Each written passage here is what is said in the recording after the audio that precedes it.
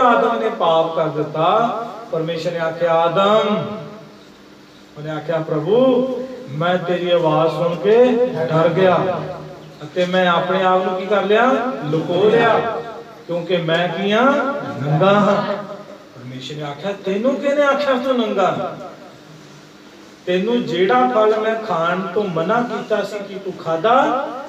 आदम ने परमेश्वर दे उत्ते दोष लाउंदे होए कहा मैं नहीं खाता, जेड़ी स्त्री तू मैनू दित्ती सी ओने मैनू कहा ते मैं की कर लिया।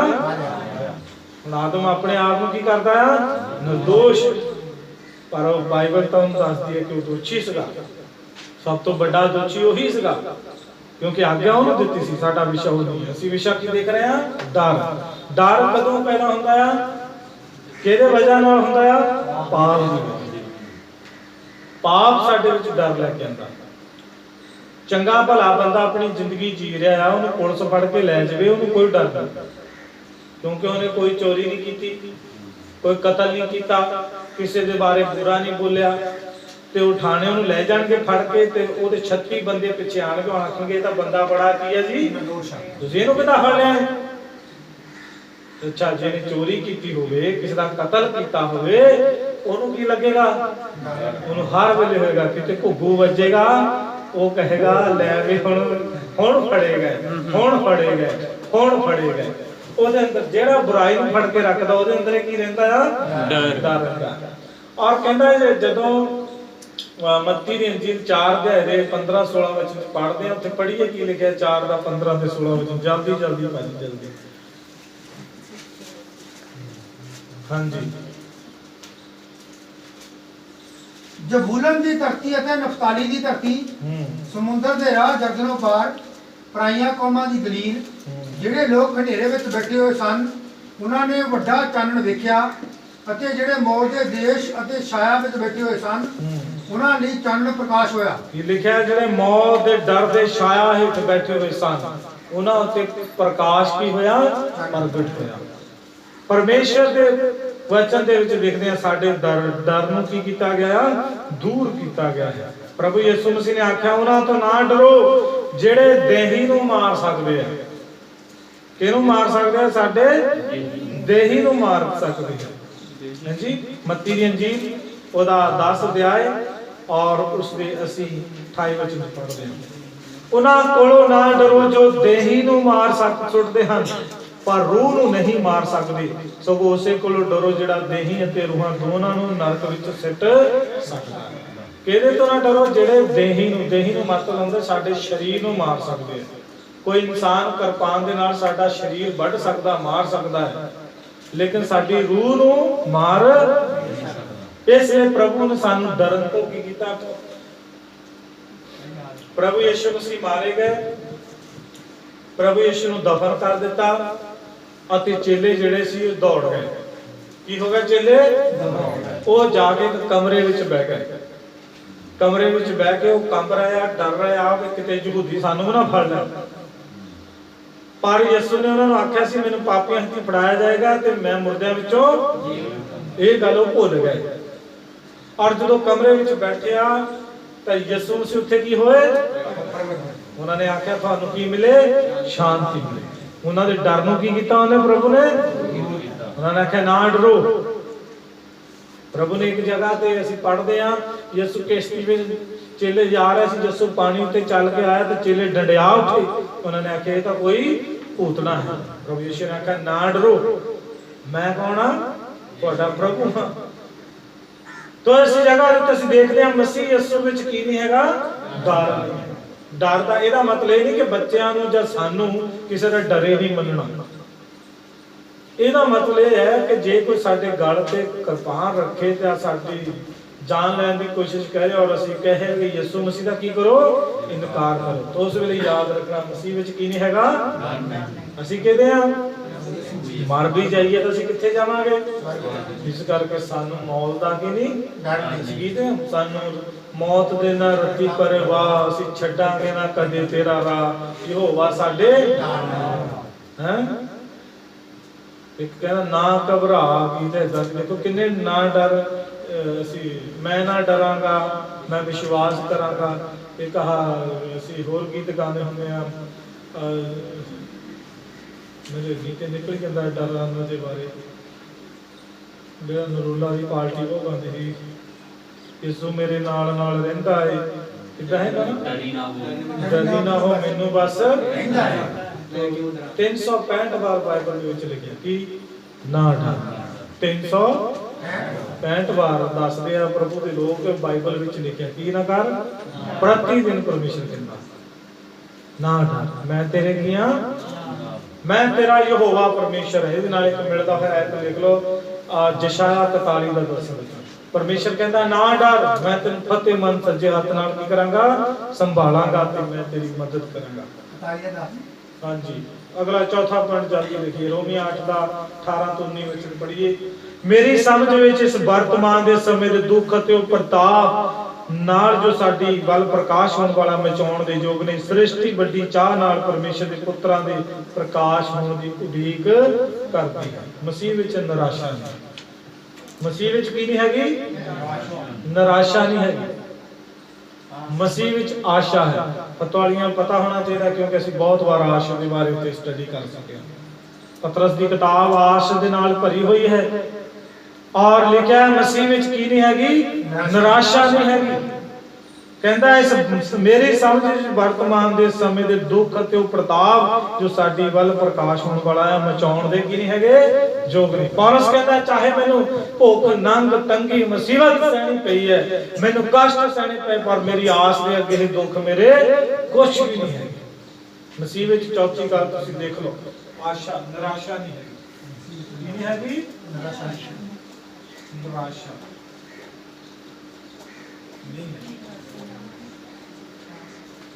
ਜੇ ਤੁਸੀਂ ਮਸੀਹ ਵਿੱਚ ਵੀ ਆ ਕੇ ਨਿਰਾਸ਼ ਹੋ ਤੇ ਦਾ ਮਤਲਬ ਹੱਲੇ ਵੀ ਪ੍ਰਭੂ ਦੀ ਸਿੱਖਿਆ ਤੋਂ ਗਿਆ ਅਣਜਾਣ। ਪ੍ਰਭੂ ਤੋਂ ਅਸੀਂ ਜਾਣਦੇ ਠੀਕ ਹੈ ਪ੍ਰਭੂ ਤੋਂ ਵਿਸ਼ਵਾਸ ਕਰ ਲਿਆ ਤੌਬਾ ਕਰ ਲਿਆ ਪਰ ਹੱਲੇ ਵੀ ਅਸੀਂ ਕਿਝ ਘੁੰਮੀ ਜਾਂਦੇ ਆ ਅਣਜਾਣਪੁਣੇ ਚ ਘੁੰਮੀ ਜਾਂਦੇ। ਨਿਰਾਸ਼ ਉਹ ਹੁੰਦੇ ਆ ਜਿਨ੍ਹਾਂ ਨੂੰ ਕੋਈ ਆਸ ਨਾ ਹੋਵੇ। ਸਾਨੂੰ ਕੀ ਦਿੱਤੀ ਗਈ ਹੈ ਪ੍ਰਭੂ ਨੇ ਨਿਰਾਸ਼ਾ ਨਹੀਂ ਅਸੀਂ ਆਸ਼ਾ ਦੇ ਪ੍ਰਭੂ ਤੇ ਪਰਮੇਸ਼ਰ ਕਰਦੇ ਜਿਹੜਾ ਉਮੀਦ ਦਾ ਪਰਮੇਸ਼ਰ ਹੈ। ਪਿਛਲੀ ਵਾਰ ਅਸੀਂ ਆਸ਼ਾ ਸ਼ਬਦ ਤੇ ਬਹੁਤ ਸਾਰਾ ਧਿਆਨ ਕੀਤਾ ਸੀ ਔਰ ਪੌਲਸ ਇੱਕ ਜਗ੍ਹਾ ਦੇ ਉੱਤੇ ਲਿਖਦਾ ਹੈ ਕਹਿੰਦਾ ਤੁਸੀਂ ਉਹਨਾਂ ਦੀ ਤਰ੍ਹਾਂ ਸੋਗ ਨਾ ਕਰੋ ਜਿਨ੍ਹਾਂ ਨੂੰ ਕੋਈ ਕੀ ਨਹੀਂ ਹੁੰਦੀ ਆਸ ਨਹੀਂ ਹੁੰਦੀ। ਸਾਨੂੰ ਇਸ ਲਈ ਆਸ ਹੈ ਕਿਉਂਕਿ ਪ੍ਰਭੂ ਯਿਸੂ ਕੀ ਹੈ ਜਿਉਂਦਾ ਹੈ ਅਤੇ ਜਿੰਦਾ ਹੈ ਅਤੇ ਜਿੰਦਾ ਰਹੇਗਾ ਅਤੇ ਉਹਦੇ ਵਿੱਚ ਆਸ ਹੈ। ਮੁਰਦਾ ਬੰਦਾ ਸਾਨੂੰ ਆਸ ਨਹੀਂ ਦੇ ਸਕਦਾ। ਮਸੀਹ ਵਿੱਚ ਆਸ਼ਾ ਅਤੇ ਉਮੀਦ ਹੈ ਨਿਰਾਸ਼ ਨਹੀਂ ਹੈ। ਮਸੀਹ ਵਿੱਚ ਅਸੀਂ ਨਿਰਾਸ਼ ਨਹੀਂ ਹੋਣਾ ਹੈ। ਮਸੀਹ ਵਿੱਚ ਸਾਨੂੰ ਪ੍ਰਭੂ ਤੇ ਕੀ ਰੱਖਣੀ ਹੈ। ਪਤਰਸ ਦੀ ਕਿਤਾਬ ਦੇ ਵਿੱਚ ਤੁਸੀਂ ਇਸ ਗੱਲ ਨੂੰ ਪੜ੍ਹ ਸਕਦੇ ਹੋ ਕਦੇ 3 ਤੋਂ 4 ਵਾਰ ਇਹ ਲਿਖਿਆ ਹੋਵੇਗਾ ਆਸ ਆਸ ਅਸੀਂ ਆਸ ਪਾਏ ਹੋਏ ਕੀਆਂ ਲੋਕ ਸਾਨੂੰ ਪ੍ਰਭੂ ਨੇ ਉਮੀਦ ਦੇਣ ਲਈ ਬੁਲਾਇਆ। ਉਹਨੇ ਆਖਿਆ ਜਿੱਥੇ ਮੈਂ ਹਾਂ ਉੱਥੇ ਤੁਸੀਂ ਰਹੋ। ਸਾਡੀ ਆਸ਼ਾ ਬਹੁਤ ਵੱਡੀ ਹੈ। ਤਿੰਨੇ ਚੀਜ਼ਾਂ ਰਹਿੰਦੀਆਂ ਕੀ ਰਹਿੰਦੀਆਂ ਤਿੰਨੇ ਚੀਜ਼ਾਂ ਕਿਹੜੀਆਂ ਤਿੰਨ ਚੀਜ਼ਾਂ ਪ੍ਰੇਮ ਆਸ਼ਾ ਅਤੇ ਹਾਂਜੀ ਭੁੱਲੇ ਗਏ ਤੁਸੀਂ ਫੋਟੋ ਪਹਿਲਾ ਕੁਰਿੰਥੀਆਂ 13 ਦੇ ਆਇਆ ਦਾ ਲਾਸਟ ਵਚਨ ਭਾਜੀ ਮੈਨੂੰ ਵੀ ਦਿੱਤਾ ਭੁਲਾ ਛੱਡਿਆ ਵੀ ਇੰਨਾ ਪੜ ਰਹੇ ਪ੍ਰੇਮ ਨਿਚਾ ਅਤੇ ਆਸ਼ਾ। ਹੁਣ ਤਾਂ ਨਿਚਾ ਆਸ਼ਾ ਪ੍ਰੇਮ ਇਹ ਤਿੰਨੇ ਰਹਿੰਦੇ ਹਨ ਪਰ ਇਹਨਾਂ ਵਿੱਚੋਂ ਉੱਤਮ ਪ੍ਰੇਮ ਹੀ ਹੈ। ਆ ਚੀਜ਼ ਨਹੀਂ ਬਰੋਬਰ।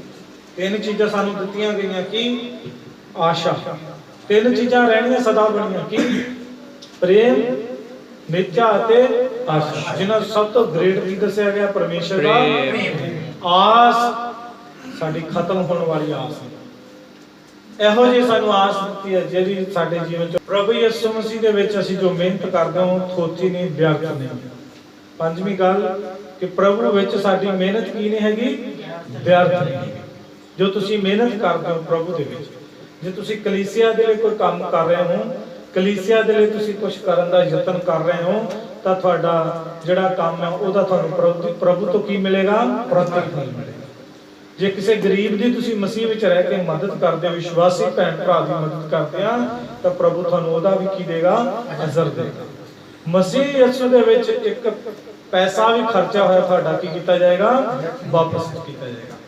ਚੇਲਿਆਂ ਨੇ ਪ੍ਰਭੂ ਯਿਸੂ ਮਸੀਹ ਨੂੰ ਪੁੱਛਿਆ, ਕੀ ਪੁੱਛਿਆ ਉਹਨਾਂ ਨੇ ਆਖਿਆ, ਪ੍ਰਭੂ ਅਸੀਂ ਸਾਰਾ ਕੁਝ ਛੱਡ ਕੇ ਤੇਰੇ ਪਿੱਛੇ ਹੋ ਤੁਰੇ ਹਾਂ, ਸਾਨੂੰ ਕੀ ਲੱਭੂ? ਤੇ ਯਿਸੂ ਨੇ ਆਖਿਆ, ਤੁਸੀਂ ਸਵਰਗ ਵਿੱਚ ਸਿੰਘਾਸਨਾਂ ਤੇ ਬੈਠ ਕੇ ਕੀ ਕਰੋਗੇ? ਨਿਆਂ ਕਰੋਗੇ।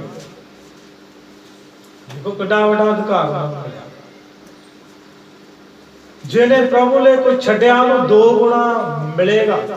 ਉਹ ਪ੍ਰਭੂ ਦੇ ਕੋਲੋਂ ਆਦਰ ਪਾਏਗਾ, ਪ੍ਰਭੂ ਉਹਨੂੰ ਆਦਰ ਦੇਗਾ, ਸਤਿਕਾਰ ਦੇਗਾ, ਉਹਦੀ ਇੱਜ਼ਤ ਕਰੇਗਾ ਜਿਹਨੇ ਪ੍ਰਭੂ ਦੇ ਲਈ ਮਿਹਨਤ ਕੀਤੀ ਹੈ। ਪੌਲਸ ਰਸੂਲ ਆਪਣੇ ਮਸੀਹੀ ਜੀਵਨ ਦੇ ਵਿੱਚ ਇੱਧਰ ਉੱਧਰ ਭੱਜਾ ਜਾਂਦਾ, ਯਿਸੂ ਮਸੀਹ ਦੀ ਗਵਾਹੀ ਦਿੰਦਾ, ਪ੍ਰਚਾਰ ਕਰਦਾ, ਭੁੱਖਾ ਰਹਿੰਦਾ, ਠੋਕਰਾਂ ਖਾਂਦਾ ਆ, ਤੰਗੀ ਸਹਿੰਦਾ, ਮੁਸੀਬਤ ਸਹਿੰਦਾ ਆ, ਪਹਾੜੇ ਦੇ ਮਕਾਨਾਂ ਵਿੱਚ ਰਹਿੰਦਾ ਆ। ਉਹਨੂੰ ਕੋਈ ਚਾਅ ਨਹੀਂ ਸੀ ਚੜਿਆ, ਕਿਉਂਕਿ ਉਹਨੂੰ ਪਤਾ ਸੀ ਕਿ ਮਸੀਹ ਵਿੱਚ ਮੇਰੀ ਮਿਹਨਤ ਕੀ ਨਹੀਂ ਹੈਗੀ। ਅੱਜ ਲੱਖਾਂ ਕਰੋੜਾਂ ਲੋਕਾਂ ਦੇ ਲਈ ਉਹ ਆਸ਼ੀਸ਼ ਦਾ ਕਾਰਨ ਹੈ। ਅੱਜ ਲੱਖਾਂ ਕਰੋੜਾਂ ਉਹਦੇ ਦੁਆਰਾ ਪਰਮੇਸ਼ਰ ਨੇ ਕੀਤੇ ਹੋਏ ਕੰਮਾਂ ਨੂੰ ਯਾਦ ਕਰਕੇ ਪਰਮੇਸ਼ਰ ਦਾ ਧੰਨਵਾਦ ਕਰਦੇ। ਅੱਜ ਲੱਖਾਂ ਕਰੋੜਾਂ ਦੇ ਲਈ ਪਰਮੇਸ਼ਰ ਦੀ ਆਸ਼ੀਸ਼ ਦਾ ਕਾਰਨ ਬਣਿਆ। ਕੌਣ? ਸੰਤ ਪੌਲਸ ਰਸੂਲ। ਸਾਡੇ ਦੇਸ਼ ਦੇ ਵਿੱਚ ਆਇਆ ਵਿਲੀਅਮ ਕੈਰੀ, ਜਿਹਨੇ ਆ ਕੇ ਹਿੰਦੁਸਤਾਨ ਦੀਆਂ ਭਾਸ਼ਾਵਾਂ ਦੇ ਵਿੱਚ ਟ੍ਰਾਂਸਲੇਸ਼ਨ ਕੀਤੀ ਬਾਈਬਲ। ਕੀ ਕੀਤੀ? ਬਾਈਬਲ ਟ੍ਰਾਂਸਲੇਸ਼ਨ ਕੀਤੀ ਵਿਲੀਅਮ ਕੈਰੀ।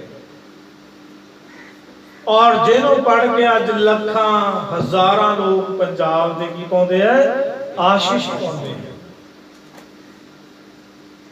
ਹਿੰਦੀ ਦੇ ਵਿੱਚ, ਬੰਗਾਲੀ ਦੇ ਵਿੱਚ, ਪੰਜਾਬੀ ਦੇ ਵਿੱਚ, ਅਲੱਗ-ਅਲੱਗ ਭਾਸ਼ਾਵਾਂ।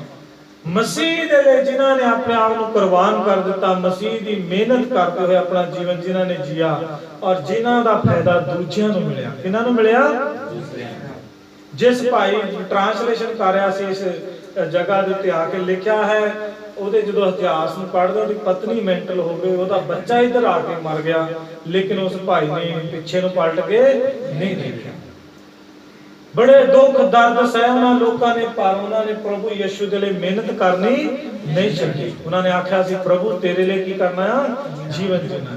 ਇੱਕ ਬੰਦਾ ਜਿਹੜਾ ਮਿਹਨਤ ਬੜੀ ਕਰਦਾ ਸੀ, ਤੁਹਾਨੂੰ ਮਿਲਾਉਂਦੇ ਆ ਕਲੋਸੀਆਂ ਦੀ ਕਿਤਾਬ 4 ਦੇ ਇਹਦਾ 12 ਵਚਨ ਭਾਜੀ ਪੜ੍ਹੀਏ। ਪ੍ਰਭੂ ਨੂੰ ਮਿਹਨਤ ਕਰਨ ਵਾਲੇ ਵਿਸ਼ਵਾਸੀਆਂ ਦੀ ਜ਼ਰੂਰਤ ਹੈ। ਉਹ ਚਾਹੁੰਦਾ ਹੈ ਕਿ ਇਹੋ ਜਿਹੇ ਵਿਸ਼ਵਾਸੀ ਹੋਣ। ਕਿਉਂ ਜੋ ਮੈਂ ਉਹਦੀ ਸਾਖੀ ਭਰਦਾ ਹਾਂ ਪਈ, ਉਹ ਤੁਹਾਡੇ ਅਤੇ ਉਹਨਾਂ ਲਈ ਜਿਹੜੇ ਲੋਦੀਕੀਆ ਵਿੱਚ ਹਨ ਅਤੇ ਜਿਹੜੇ ਹਿਰਾਪੋਲਿਸ ਵਿੱਚ ਰਹਿੰਦੇ ਹਨ ਬਹੁਤ ਮਿਹਨਤ ਕਰਦਾ ਹੈ। ਕੀ ਲਿਖਿਆ ਹੈ? ਬਹੁਤ ਕੀ ਕਰਦਾ ਆ? ਉਹ ਵਿਸ਼ਵਾਸੀਆਂ ਦੀ ਉન્નਤੀ ਚਾਹੁੰਦਾ ਹੈ, ਉਹ ਵਿਸ਼ਵਾਸੀਆਂ ਲਈ ਪ੍ਰਾਰਥਨਾ ਕਰਦਾ ਹੈ, ਉਪਰਾਲਾ ਕਰਦਾ ਹੈ, ਯਤਨ ਕਰਦਾ ਹੈ ਤਾਂ ਕਿ ਵਿਸ਼ਵਾਸੀ ਭੈਣ ਭਰਾਵਾਂ ਦੇ ਜੀਵਨ ਮਸੀਹ ਵਿੱਚ ਕੀ ਹੋ ਸਕਣ? ਮਜ਼ਬੂਤ ਹੋ ਸਕਣ। ਉਹਦਾ ਸਵਾਰਥ ਨਹੀਂ ਹੈ, ਉਹ ਆਪਣੇ ਲਈ ਮਿਹਨਤ ਨਹੀਂ ਕਰ ਰਿਹਾ। ਇੱਥੇ ਜਿਹੜਾ ਅਸੀਂ ਪੜ੍ਹਦੇ ਹਾਂ ਲਿਖਿਆ ਹੈ ਕਿ ਉਹ ਪ੍ਰਾਰਥਨਾ ਵਿੱਚ ਸਦਾ ਤੁਹਾਡੇ ਲਈ ਵੱਡਾ ਯਤਨ ਕਰਦਾ ਭਈ ਤੁਸੀਂ ਪਰਮੇਸ਼ਰ ਦੀ ਇੱਛਾ ਵਿੱਚ ਸਿੱਧ ਅਤੇ ਪੱਕੇ ਹੋ ਕੇ ਟਿਕੇ ਰਹੋ। ਸਾਨੂੰ ਇੱਕ ਦੂਸਰੇ ਦੀ ਆਤਮਿਕ ਉન્નਤੀ ਦੇ ਲਈ, ਇੱਕ ਦੂਸਰੇ ਦੇ ਵਿਸ਼ਵਾਸ ਦੀ ਮਜ਼ਬੂਤੀ ਦੇ ਲਈ ਮਸੀਹ ਵਿੱਚ ਕੀ ਕਰਨੀ ਹੈ? ਮਿਹਨਤ ਕਰਨੀ ਹੈ। ਕਦੇ ਕਦੇ ਅਸੀਂ ਸੋਚਦੇ ਹਾਂ ਸਾਨੂੰ ਉਹਨੂੰ ਉਤਸ਼ਾਹ ਕਰਕੇ ਕੀ ਮਿਲੇਗਾ, ਅਸੀਂ ਉਹਦੇ ਕੋਲ ਕਿਉਂ ਜਾਈਏ, ਅਸੀਂ ਉਹਨੂੰ ਵਚਨ ਕਿਉਂ ਦਸੀਏ, ਜਾਂ ਉਹ ਸਾਡਾ ਭਾਈ ਮਸੀਹ ਵਿੱਚ ਕਿਉਂ ਵਧੇ। ਲਿਖਿਆ ਜਿਹੜੇ ਮਸੀਹ ਦੇ ਲਈ ਮਿਹਨਤ ਕਰਦੇ ਆ ਉਹ ਦੂਸਰਿਆਂ ਦੀ ਆਤਮਿਕ ਉન્નਤੀ ਚਾਹੁੰਦੇ ਆ, ਦੂਸਰਿਆਂ ਦੇ ਜੀਵਨ 'ਚ ਬਦਲਾਵ ਚਾਹੁੰਦੇ ਆ। ਜਿਨ੍ਹਾਂ ਨੇ ਮਿਹਨਤ ਕੀਤੀ ਹੈ ਉਹਨਾਂ ਨੇ ਪ੍ਰਭੂ ਦੇ ਲਈ ਕੁਝ ਕਰਕੇ ਦਿਖਾਇਆ ਹੈ ਤੇ ਪ੍ਰਭੂ ਨੇ ਉਹਨਾਂ ਨੂੰ ਹਮੇਸ਼ਾ ਲਈ ਆਦਰ ਦਿੱਤਾ ਹੈ ਅਤੇ ਹਮੇਸ਼ਾ ਉਹਨਾਂ ਦਾ ਨਾਮ ਥੱਲਿਓਂ ਚੱਕ ਕੇ ਕਿੱਥੇ ਰੱਖਿਆ? ਉੱਪਰ ਰੱਖਿਆ। ਅੱਜ ਪੀੜ੍ਹੀਆਂ ਗੁਜ਼ਰ ਜਾਣਗੀਆਂ, ਸਦੀਆਂ ਗੁਜ਼ਰ ਜਾਣਗੀਆਂ, ਲੇਕਿਨ ਉਹਨਾਂ ਦੇ ਨਾਮ ਕਦੇ ਵੀ ਮਿਟਣ ਵਾਲੇ ਨਹੀਂ। ਇਤਿਹਾਸ 'ਚ ਸੁਨਹਿਰੇ ਅੱਖਰਾਂ ਨਾਲ ਲਿਖਿਆ ਗਿਆ ਉਹਨਾਂ ਦਾ ਨਾਮ, ਜਿਨ੍ਹਾਂ ਨੇ ਪ੍ਰਭੂ ਲਈ ਕੀ ਕਰ ਦਿੱਤੀ ਹੈ? ਮਿਹਨਤ ਕੀਤੀ ਹੈ, ਯਤਨ ਕੀਤਾ ਹੈ। ਜਿਨ੍ਹਾਂ ਨੇ ਬੈਠ ਕੇ ਮੱਲਾਂ ਮਾਰੀਆਂ ਔਰ ਜਿਨ੍ਹਾਂ ਨੇ ਬੈਠ ਕੇ ਬਸ ਆਪਣਾ ਟਾਈਮ ਪਾਸ ਕੀਤਾ ਹੈ, ਪ੍ਰਭੂ ਦੇ ਲਈ ਫੋਕਾ ਜੀਵਨ ਮਾਰਿਆ ਅਤੇ ਫੋਕੀਆਂ ਗੱਲਾਂ ਕੀਤੀਆਂ, ਉਹਨਾਂ ਦਾ ਨਾਮ ਕਿਤੇ ਵੀ ਸੁਨਹਿਰੀ ਅੱਖਰਾਂ ਦੇ ਵਿੱਚ ਤੁਹਾਨੂੰ ਇਤਿਹਾਸ ਵਿੱਚ ਪੜ੍ਹਨ ਨੂੰ ਨਹੀਂ ਮਿਲੇਗਾ। ਇਤਿਹਾਸ ਉਹ ਰਚਦੇ ਨੇ ਜਿਹੜੇ ਕੀ ਕਰਦੇ ਆ? ਜਿਨ੍ਹਾਂ ਨੇ ਮਿਹਨਤਾਂ ਕੀਤੀ, ਜਿਨ੍ਹਾਂ ਨੇ ਕੁਝ ਕਰਨ ਦੇ ਲਈ ਮਸੀਹ ਦੇ ਨਾਲ ਚੱਲਣ ਦੇ ਲਈ ਆਪਣੇ ਆਪ ਨੂੰ ਬਲੀਦਾਨ ਕਰਨ ਲਈ ਦਿੱਤਾ, ਉਹੀ ਪ੍ਰਭੂ ਲਈ ਕੁਝ ਕਰ ਸਕਦੇ ਆ। ਮਸੀਹ ਵਿੱਚ ਅਸੀਂ ਕੀ ਸਿੱਖ ਰਹੇ ਹਾਂ? ਸਾਡੀ ਮਿਹਨਤ ਕੀ ਨਹੀਂ ਹੈਗੀ, ਥੋੜੀ ਨਹੀਂ ਹੈ। ਜੇ ਕਿਸੇ ਨੇ 25 ਪੈਸੇ ਵੀ ਪ੍ਰਭੂ ਦੇ ਲਈ ਖਰਚ ਕੀਤੇ ਨਾ, ਬਾਈਬਲ 'ਚ ਉਹਦਾ ਕੀ ਲਿਖਿਆ ਗਿਆ? ਦੇਖ ਲਓ ਪਰਮੇਸ਼ਰ ਕਿੰਨਾ ਯਾਦ ਰੱਖਦਾ ਇਸ ਗੱਲ। ਪ੍ਰਭੂ ਨੇ ਇੱਕ ਜਗ੍ਹਾ ਤੇ ਅਸੀਂ ਅੱਜ ਪੜ੍ਹ ਰਹੇ ਸੀ, ਕਹਿੰਦਾ ਜੇ ਤੁਸੀਂ ਮੇਰੇ ਛੋਟੇ ਤੋਂ ਛੋਟੇ ਜਨ ਨੂੰ ਪਾਣੀ ਦਾ ਗਲਾਸ ਵੀ ਪੁੱਛਿਆ, ਮੈਂ ਉਹ ਵੀ ਤੁਹਾਨੂੰ ਕੀ ਕਰਾਉਂਗਾ? ਯਾਦ ਕਰਾਉਂਗਾ। ਅਤੇ ਮੈਂ ਕਹਾਂਗਾ ਤੁਸੀਂ ਮੇਰੇ ਨਾਲ ਕੀਤਾ, ਮੇਰੇ ਲਈ ਕੀਤਾ।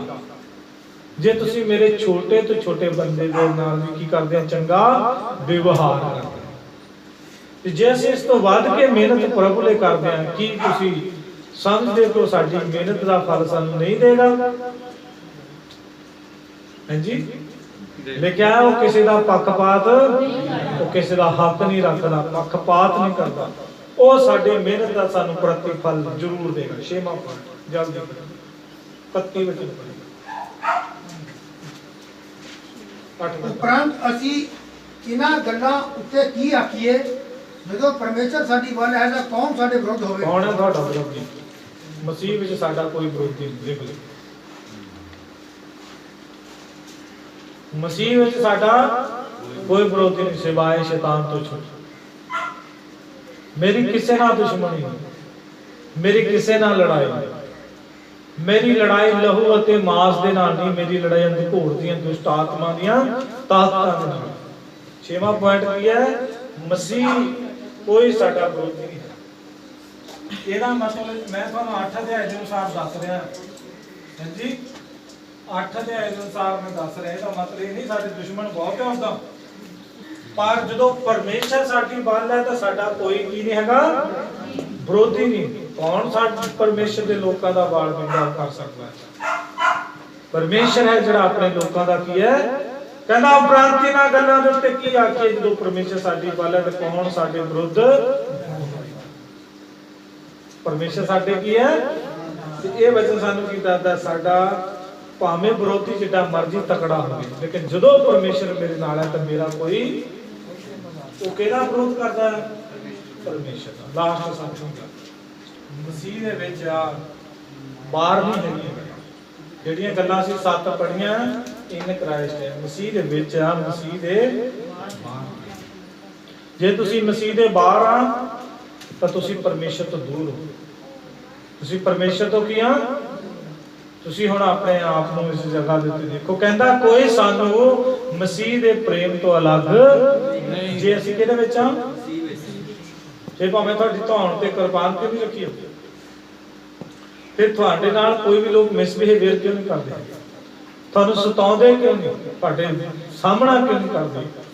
ਲਿਖਿਆ ਇਸ ਜਗ੍ਹਾ ਦੇ ਉੱਤੇ ਇਹ ਗੱਲਾਂ ਕਿਉਂ ਲਿਖੀਆਂ ਗਈਆਂ? ਤੁਹਾਨੂੰ ਪਤਾ ਹੈ ਇੱਥੇ ਕਹਿੰਦਾ ਸਾਨੂੰ ਮਸੀਹ ਦੇ ਪ੍ਰੇਮ ਤੋਂ ਅੱਡ ਕੌਣ ਕਰੇਗਾ?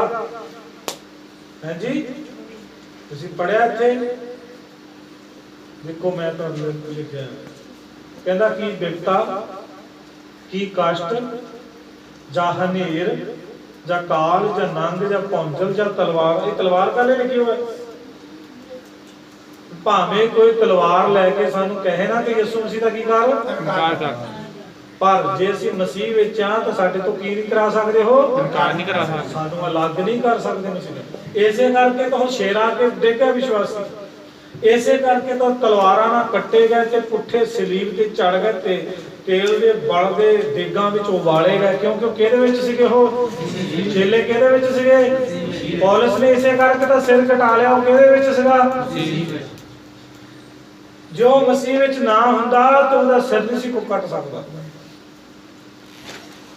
ਉਹ ਮਸੀਹ ਵਿੱਚ ਸੀ, ਉਹਨੇ ਆਖਿਆ ਮੇਰਾ ਸਿਰ ਤੁਸੀਂ ਕੱਟ ਸਕਦੇ ਆ, ਮੇਰੇ ਸਿਰ ਨੂੰ ਮੇਰੇ ਧੜ ਨਾਲੋਂ ਅਲੱਗ ਕਰ ਸਕਦੇ ਆ, ਪਰ ਜਿਹੜਾ ਮੇਰਾ ਸਿਰ ਯਿਸੂ ਉਹਦੇ ਨਾਲੋਂ ਮੈਨੂੰ ਅਲੱਗ ਨਹੀਂ ਕਰ ਸਕਦਾ। ਉਹਦੇ ਨਾਲ ਨਹੀਂ ਤੁਸੀਂ ਕਰ ਸਕਦੇ। ਠੀਕ ਹੈ ਨੀਰੋ, ਤੂੰ ਮੇਰਾ ਸਿਰ ਤਾਂ ਲਾ ਸਕਦਾ ਆ, ਪਰ ਮੇਰੇ ਬਦਨ ਨੂੰ ਮੇਰੇ ਸਿਰ ਨਾਲੋਂ ਤੂੰ ਜੁਦਾ ਨਹੀਂ ਕਰ ਸਕਦਾ। ਸਾਡਾ ਸਿਰ ਕੌਣ ਹੈ? ਪ੍ਰਭੂ ਯਿਸੂ। ਉਹਦੇ ਨਾਲੋਂ ਸਾਨੂੰ ਕੋਈ ਨਹੀਂ ਅਲੱਗ ਕਰ ਸਕਦਾ। ਜੇ ਤੁਸੀਂ ਮਸੀਹ ਵਿੱਚ ਹਾਂ ਤਾਂ ਸ਼ਰਤ ਕੋਈ ਹੁੰਦੀ ਹੈ, ਮਸੀਹ ਤੋਂ ਬਾਅਦ ਤਾਂ ਹੈ ਅਲੱਗ। ਔਰ ਇਸ ਜਗ੍ਹਾ ਉੱਤੇ ਕਹਿੰਦਾ ਕਿ ਗਰੀਬ, ਜੇ ਗਰੀਬੀ ਆ ਜਾਏ ਜੇ ਕਿਸੇ ਬੰਦੇ ਤੇ ਗਰੀਬੀ ਆ ਜਾਏ ਕਿ ਉਹ ਬੰਦਾ ਯਿਸੂ ਨੂੰ ਮੰਨਣਾ ਛੱਡ ਦੇਗਾ ਨਾ। ਜੇ ਮਸੀਹ ਵਿੱਚ ਹੈ ਤਾਂ ਨਹੀਂ ਛੱਡੇਗਾ। ਇਹ ਤਾਂ ਲਿਖਿਆ ਇੱਥੇ ਗੱਲਾਂ ਸਮਝਣ ਲਈ। ਮਸੀਹ ਦੇ ਪ੍ਰੇਮ ਤੋਂ ਕੌਣ ਅੱਡ ਕਰੇਗਾ? ਕਿ ਬਿਪਤਾ, ਕਸ਼ਟ, ਨੇਰ, ਕਾਲ, ਨੰਗ, ਭੌਂਜਲ ਜਾਂ ਤਲਵਾਰ। बचन 38 पढ़ रहे हैं।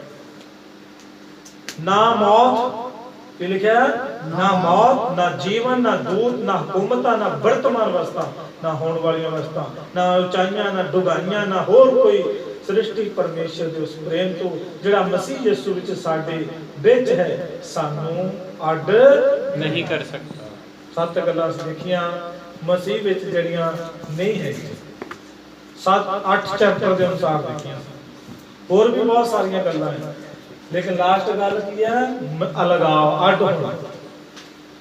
मसीह विच की नहीं हैगा साडा परमेश्वर नाल अलगाव नहीं, असीं परमेश्वर दे की हां नेड़े आ, नेड़े कीते गए। सो मैं आस करदा तुहानूं ये गल समझ लग गई है। 7 गल्लां पढ़े बोलिए बड़े दंड आज्ञा नहीं, दंड दी आज्ञा नहीं हैगी। मसीह ਵਿੱਚ ਸਾਡੇ ਲਈ ਹਾਰ ਨਹੀਂ। मसीह विच असीं हार नहीं सकदे। मसीह विच डर नहीं हैगा। मसीह विच निराशा नहीं, मसीह विच निराशा नहीं हैगी। मसीह विच साडी मेहनत व्यर्थ मसीह विच नहीं, साडी मेहनत व्यर्थ नहीं हैगी। मसीह विच असीं कोई विरोधी नहीं, मसीह विच साडा कोई विरोधी नहीं। विरोधी तो भाव ਇਹਦਾ ਮਤਲਬ ਇਹ ਨਹੀਂ ਕਿ ਇਹਦਾ ਮਤਲਬ ਇਹ ਹੈ ਕਿ ਜਦੋਂ ਅਸੀਂ ਮਸੀਹ ਵਿੱਚ ਹਾਂ ਤਾਂ ਸਾਡਾ ਲੜਾਈ ਕੌਣ ਲੜਦਾ ਆ? ਪਰਮੇਸ਼ਰ। ਉਹਦਾ ਤਾਂ ਵਿਰੋਧ ਸਾਡੇ ਬਹੁਤ ਆ।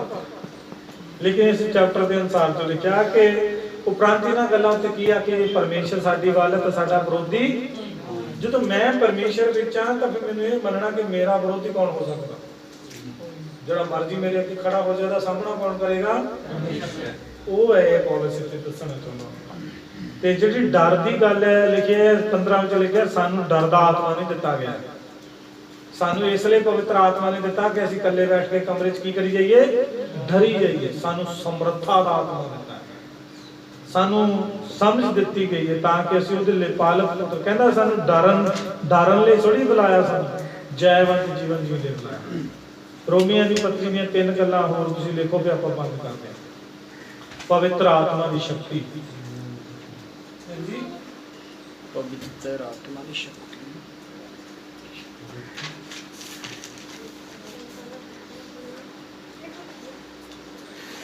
विषय में तो बहुत है, हम लिख लो रोमिया 8 अध्याय का 1 ਤੋਂ 11। पवित्र आत्मा की शक्ति, भविख विच होने वाली महिमा। दूजी गल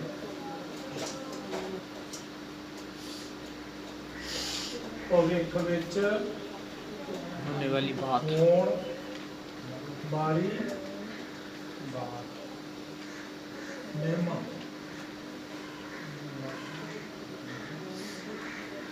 रोमिया 12 ਤੋਂ ਲੈ ਕੇ ਤੁਸੀਂ ਲਿਖ ਲੈਣਾ 30 ਵਚਨ ਤੱਕ। ਤੀਜੀ ਗੱਲ ਜਿੱਤ ਦਾ ਨਿਸ਼ਾਨ ਜਾਂ ਚਿੰਨ੍ਹ।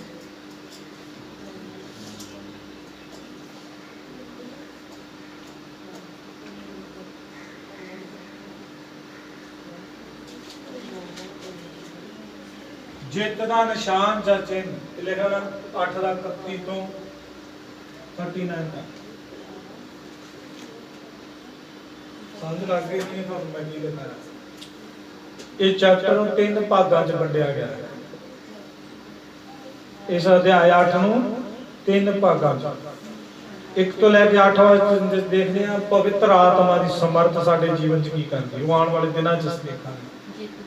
दूसरा हैगा भविख विच होने वाली महिमा, वो असी पढ़िया 12 वचन तो लैके 30 वचन दे विच असी पढ़ते हैं। और तीसरा जित दा जिहदे विच असी लिखिया कौन सानू मसीह दे प्रेम तो असी जिते होए हां, हारे होए हैं। जित दा निशान है असी की हां, जित गए। सानू कोई व्यवस्था तो जो नहीं हो सकता ਉਹਦੇ ਬਾਰੇ 7 ਗੱਲਾਂ ਅਸੀਂ ਸਿੱਖਾਂਗੇ। ਔਰ ਕੁਝ ਗੱਲਾਂ ਆਲੇ ਦੁਆਲੇ ਕਿਤਾਬ ਚੋਂ ਤੇ ਕੁਝ ਗੱਲਾਂ ਇਸ ਪੱਤਰੀ ਚੋਂ। ਤੁਸੀਂ 3-4 ਗੱਲਾਂ ਲੱਭ ਲਿਓ ਵਿਵਸਥਾ ਤੋਂ ਕੀ ਨਹੀਂ ਹੋ ਸਕਦਾ, ਉਹ ਤੁਸੀਂ ਦੱਸਣਾ ਵਿਦ ਪ੍ਰੂਫ ਹੈ। ਇਸ ਲੈ ਕੇ 8 ਅਧਿਆਇ ਚ ਤੁਸੀਂ ਅਗੜ ਪਿੱਛੇ ਵੀ ਜਾ ਸਕਦੇ ਹੋ। ਚਲੋ 10 ਦਿਨਾਂ ਤੋਂ ਗਲਾਤੀਆਂ ਦੀ ਪੁਸਤਕ 2 ਅਧਿਆਇ 'ਚ ਜਾ ਸਕਦੇ ਹਾਂ, ਰੋਮੀਆਂ ਦੀ ਪੱਤਰੀ 8 'ਚ ਰਹਿ ਸਕਦੇ ਹਾਂ, ਰੋਮੀਆਂ ਦੀ ਪੱਤਰੀ 4 ਅਧਿਆਇ 'ਚ ਜਾ ਸਕਦੇ ਹਾਂ, ਤੇ ਇਬਰਾਨੀਆਂ ਦੀ ਪੱਤਰੀ 7 ਤੇ ਗਲਾਤੀਆਂ 3। ਇਹ ਗਲਾਤੀਆਂ ਦੇ 2 ਚੈਪਟਰ 3 ਤੇ 2 ਤੇ ਰੋਮੀਆਂ ਦੀ ਪੱਤਰੀ ਹੈਗਾ 8 ਅਧਿਆਇ ਤੇ 4, ਇਬਰਾਨੀਆਂ 7। ਇਹਨਾਂ ਚੋਂ ਗੱਲਾਂ ਤੁਹਾਨੂੰ ਲੱਭਣੀਆਂ ਪੈਣੀਆਂ, ਫਿਰ ਨਾਲੇ ਪਤਾ ਲੱਗੂਗਾ ਦਿਮਾਗ ਕਿੰਨਾ ਕੁਝ ਚੜਾਉਂਦੇ ਆ। ਤੋ ਅਸੀਂ ਦੇਖਾਂਗੇ ਪ੍ਰਭੂ ਸਾਨੂੰ ਮਦਦ ਕਰੇ। ਬਹੁਤ ਪੁੱਛਿਆ ਸੀ ਇਸ ਚੈਪਟਰ ਚੋਂ, ਮਹੀਨਾ ਲਾਣਾ ਦੇ ਤੇ ਅਸੀਂ ਸਿੱਖਣਾ ਹੈ, ਦੇ ਵਿੱਚੋਂ ਬਹੁਤ ਕੁਝ ਸਾਨੂੰ ਪ੍ਰਭੂ ਸਿਖਾ ਰਿਹਾ ਹੈ ਔਰ ਪ੍ਰਭੂ ਸਾਡੀ ਮਦਦ ਕਰੇ। 7 ਗੱਲਾਂ ਪਿਛਲੀ ਵਾਰ ਸੁਣੀਆਂ, ਲਿਖੀ ਜਾ ਸਰਵ ਸ਼ਕਤੀਮਾਨ ਪਿਤਾ, ਅਸੀਂ ਤੇਰਾ ਧੰਨਵਾਦ ਕਰਦੇ ਹਾਂ, ਤੁਸੀਂ ਸਾਨੂੰ ਅੱਜ ਇਕੱਠਿਆਂ ਕੀਤਾ। ਤੇਰੀ ਬਾਣੀ 'ਚ ਅਸੀਂ ਸਿੱਖਿਆ ਜੋ ਮਸੀਹ ਵਿੱਚ ਹੈ ਉਹਨਾਂ ਉੱਤੇ ਕੀ ਨਹੀਂ ਹੈਗਾ।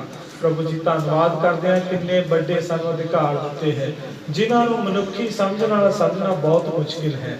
ਪ੍ਰਭੂ ਜੀ ਧੰਨਵਾਦ, ਤੁਸੀਂ ਸਾਨੂੰ ਪ੍ਰਭੂ ਜੀ ਇਸ ਯੋਗ ਬਣਾਇਆ, ਆਪਨੇ ਸਾਡੇ ਪਾਪ क्षमा ਕੀਤੇ। ਪ੍ਰਭੂ ਅਸੀਂ ਤੇਰੇ ਵਚਨ ਚੋਂ ਜੋ ਸਿੱਖਿਆ ਕਿ ਪ੍ਰਭੂ ਸਭ ਤੋਂ ਉੱਤਮ ਤੇਰਾ ਪ੍ਰੇਮ ਹੈ। ਅਸੀਂ ਇਹ ਵੀ ਸਿੱਖਿਆ ਕਿ ਮਸੀਹ ਵਿੱਚ ਡਾਂਟ ਨਹੀਂ ਹੈਗਾ, ਮਸੀਹ ਵਿੱਚ ਨਿਰਾਸ਼ਾ ਨਹੀਂ ਹੈਗੀ, ਮਸੀਹ ਵਿੱਚ ਡਰ ਨਹੀਂ ਹੈਗਾ, ਮਸੀਹ ਵਿੱਚ ਪ੍ਰਭੂ ਜੀ ਸਾਡੀ ਮਿਹਨਤ ਵਿਅਰਥ ਨਹੀਂ ਹੈ। ਅਸੀਂ ਤੇਰੇ ਵਚਨ ਦੇ ਵਿੱਚੋਂ ਸਿੱਖਿਆ ਕਿ ਸਾਨੂੰ ਮਸੀਹ ਵਿੱਚ ਕੋਈ ਲੱਗ ਨਹੀਂ ਕਰ ਸਕਦਾ, ਮਸੀਹ ਵਿੱਚ ਸਾਨੂੰ ਆਸ ਹੈ, ਉਮੀਦ ਹੈ। ਪਰਮੇਸ਼ਰ ਅਸੀਂ ਤੇਰਾ ਧੰਨਵਾਦ ਕਰਦੇ ਹਾਂ ਪਿਆਰੇ ਪ੍ਰਭੂ ਜੀ, ਤੁਸੀਂ ਸਾਨੂੰ ਕਿੰਨੀ ਵੱਡੀ ਆਸ ਅਤੇ ਉਮੀਦ ਦਿੱਤੀ ਹੈ। ਮਸੀਹ ਵਿੱਚ ਸਾਡੀ ਹਾਰ ਨਹੀਂ ਹੈਗੀ, ਅਸੀਂ ਮਸੀਹ ਵਿੱਚ ਜਿੱਤ ਚੁੱਕੇ ਹਾਂ। ਹੁਣ ਪਾਪ ਉੱਤੇ ਅਸੀਂ ਫਤਿਹ ਪਾਈ ਹੈ, ਹੁਣ ਅਸੀਂ ਸ਼ੈਤਾਨ ਨੂੰ ਸਲੀਬ ਉੱਤੇ ਹਾਰਦੇ ਦੇਖਿਆ ਹੈ। ਸ਼ੈਤਾਨ ਦਾ ਪਿਤਾ ਜੀ ਕੁਚਲਿਆ ਗਿਆ ਹੈ, ਸ਼ੈਤਾਨ ਨੂੰ ਲਤਾੜਿਆ ਗਿਆ ਹੈ। ਯਿਸੂ ਮਸੀਹ ਆਪ ਦੇ ਦੁਆਰਾ आपने उन्हें हरा देता है। आपने आख्या है मौत तेरी फतेह किथे, मौत हार गई प्रभु जी, मसीह जित गया ਅਤੇ ਉਹ ਜਿਉਂਦਾ ਹੈ ਪਿਆਰੇ ਪ੍ਰਭੂ ਜੀ। ਉਹਦੇ ਲੋਕਾਂ ਨੂੰ ਇਹੀ ਕੰਮ ਕਰਨ ਲਈ ਬੁਲਾਇਆ ਗਿਆ ਹੈ। ਮਸੀਹ ਯਿਸੂ ਅਸੀਂ ਤੇਰਾ ਧੰਨਵਾਦ ਕਰਦੇ ਹਾਂ, ਸਾਨੂੰ ਅੱਜ ਦਾ ਦਿਨ ਦਿੱਤਾ, ਵਚਨ ਸਿੱਖਣ ਦਾ ਬਲ ਬਖਸ਼ਿਆ ਅਤੇ ਜੋ ਸਭ ਤੋਂ ਉੱਤਮ ਗੱਲ ਜਾਣੀ ਕਿ ਸਾਨੂੰ ਮਿਹਨਤ ਕਰਨੀ ਹੈ, ਸਾਨੂੰ ਕਲੀਸਿਆ ਲਈ ਮਿਹਨਤ ਕਰਨੀ ਹੈ, ਵਿਸ਼ਵਾਸੀਆਂ ਦੀ ਆਤਮਿਕ ਉન્નਤੀ ਲਈ ਮਿਹਨਤ ਕਰਨੀ ਹੈ। ਪ੍ਰਭੂ ਜੀ ਹਰ ਪੱਖ ਤੋਂ ਆਤਮਿਕ ਰੀਤੀ ਨਾਲ, ਭੌਤਿਕ ਰੀਤੀ ਦੇ ਨਾਲ, ਧਨ ਨਾਲ, ਮਨ ਨਾਲ ਔਰ ਪ੍ਰਭੂ ਆਤਮਾ ਨਾਲ, ਹਰੇਕ ਕੀਤੇ ਨਾਲ ਅਸੀਂ ਤੇਰੇ ਰਾਜ ਲਈ ਮਿਹਨਤ ਕਰਨੀ, ਤਾਂ ਕਿ ਪ੍ਰਭੂ ਸਾਨੂੰ ਵੀ ਕੋਈ ਮਰਨ ਤੋਂ ਬਾਅਦ ਯਾਦ ਰੱਖ ਸਕੇ ਕਿ ਅਸੀਂ ਮਹਾਨ ਪ੍ਰਭੂ ਜੀ ਚੰਗਾ ਨਮੂਨਾ ਦੂਜਿਆਂ ਲਈ ਛੱਡ ਸਕੀਏ। ਪ੍ਰਭੂ ਇਸ ਲਈ ਵੀ ਯਾਦ ਰੱਖ ਸਕੀਏ ਕਿ ਲੋਕ ਪ੍ਰਭੂ ਸਾਡੀ ਸੋਭਾ ਕਰਨ, ਇਸ ਲਈ ਕਿ ਅਸੀਂ ਦੂਜਿਆਂ ਦੀ ਜ਼ਿੰਦਗੀ ਦੇ ਵਿੱਚ ਪ੍ਰਭੂ ਜੀ ਆਪ ਦੀ ਮਹਿਮਾ ਦਾ ਕਾਰਨ ਬਣ ਸਕੀਏ। हे पिता सानू अजिहा जीवन जीवन का बल बख्श, हिम्मत दे प्रभु जी, साडे डिगदे हौसलियां नूं बुलंद कर, साडे प्रभु घुटनियां नूं सिद्धे कर, साडे गोडियां ते पिता घुटनियां विच बल बख्श, जिवें आपने लंगड़ियां दी लत्तां नूं बल बख्शिया, जिवें आपने दरंगी नूं मंजे तो उठालिया, जिवें आपने प्रभु जी बहुत सारे अन्नियां नूं अखां दित्तियां, सानू भी प्रभु आत्मिक अखां दे आत्मिक प्रभु चलन विच सानू मजबूत कर। और इन्होंने तेरा वचन सुनिया है प्रभु जी, इन्हां दे उत्ते तेरा बड़ा फजल होवे, इन्हां नूं अपने राज विच बना। भैन हरविंदर दे लई, भाई जॉनी दे लई, भैन अमरजीत दे लई, भैन निम्मो दे लई और प्रभु जी जिहड़े साडे भैन भरा नहीं आए उन्हां सारिआं लई साडी प्रार्थना है। सबनां नूं संभाल ते उन्हां नूं जिथे भी हन प्रभु अपनी महिमा इस्तेमाल कर। इस कोरोना नाम की बीमारी तो अपने लोगों को बचाओ प्रभु जी। और खास कर प्रार्थना करते हैं प्रभु जी जो इतने बैठे ने, कोई बीमार पर्सन है, दुखी है, संकट में इन्हां सबना ते दया कर। पूरी कलीसिया दे एक एक मैंबर नूं अपने हत्थां च लै ਅਤੇ जो आने वाले दिनों 31 तरीक को भाई शोक के घर इकट्ठा होना है ਉਹਦੇ ਲਈ भी सानू इस्तेमाल कर। प्रार्थना करते हैं बाकी कलीसिया ਦੀਆਂ ਸਾਡੀਆਂ ਛੋਟੀਆਂ ਬੜੀਆਂ ਮੀਟਿੰਗਾਂ जो भी चलदियां हैं, जिस तरह भी चलदियां हैं, उस दे विच सानू समझ दे बिदारी लिआउण लई ਅਤੇ प्रभु साडी मदद कर। अगली बार साडी जो यूथ मीटिंग है ਉਹਦੇ ਲਈ भी प्रभु एक बार आप ਨੂੰ स्मरण करते हैं, सानू तैयारी करना बल बख्श। सारा आदर मान सम्मान इज्जत गौरव जलाल तेनू दिंदे हैं। प्रार्थना जल्दी आने वाले मुक्ति दाता प्रभु यीशु के नाम विच मंगते हैं, आमीन। हुण साडे परमेश्वर दे पिता दा प्यार, प्रभु यीशु मसीह दी किरपा अते पवित्र आत्मा दी संगत हुण तो लैके ओदे पवित्र अते ईमानदार लोकां नाल हुंदी रहे, आमीन। सब नूं जय मसीह।